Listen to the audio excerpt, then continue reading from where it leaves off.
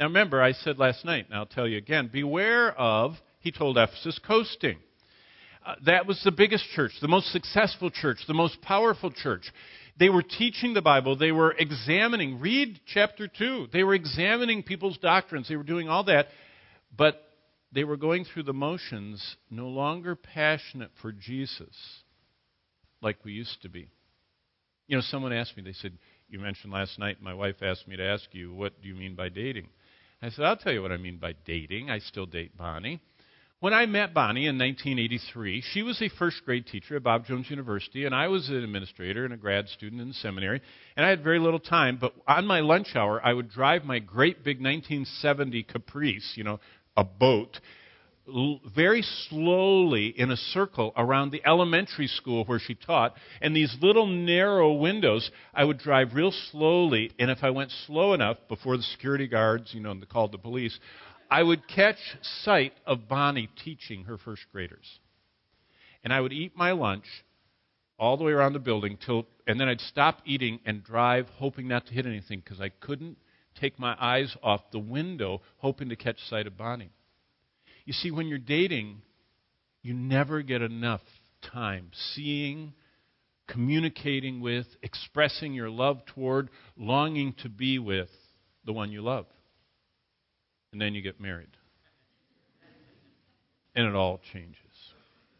And you coast. And you're not as passionate for the one you loved as you used to be. That's what happened in Ephesus. They were doing all the right stuff without the heart. Then Smyrna. They were starting to fear the future, their health, their safety. Then we get to Pergamos. They were comfortable around sin, and they were amusing and entertaining themselves with sin. And they weren't fleeing sin in Thyatira, and they were getting truth challenged. Thyatira had a false teaching pastor. Wow. And they didn't do anything about it. And by the time they get to Sardis, they're acting and operating like lost people. And Laodicea, they're so distracted, the time with God and His Word was gone from their daily vitals. I mean, you know how young people sleep with their phones? I mean, they don't want to miss anything. They fall asleep with it by them, and they wake up to its gentle vibration in the morning. It's like their dearest friend. They're married to their phone. And that is a little bit reminding us of what the Lord wants. He wants us to listen to Him, to communicate with Him, to seek Him, our phone has become everything God is supposed to be. Our phone gives us direction. Our phone gives us instruction. Our phone keeps us in contact. People feel safer with their phone. You can hit that alarm. There's this little system. It'll make noises, I don't know, or call the police or something. And we look at our phone and our government as providing everything that God wants to provide, income security and health care and everything else. We just want that. And God says, me and my word are gone from your daily vitals. So basically the medical report was Ephesus had a crowded heart. Smyrna was on the edge of fearing. Pergamos was overexposed to sin. Thyatira was infected by sin. Sardis appeared to act unsaved.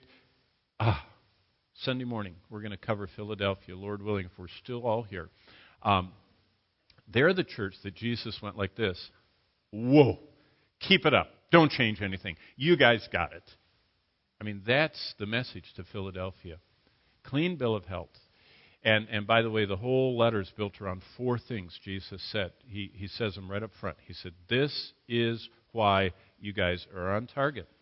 And it's for all the churches. As I showed you, all the letters at the end say, this is what the Spirit says to the churches. All 7 of them, and all churches throughout all the history of the church. And Laodicea was spiritually blind and distracted.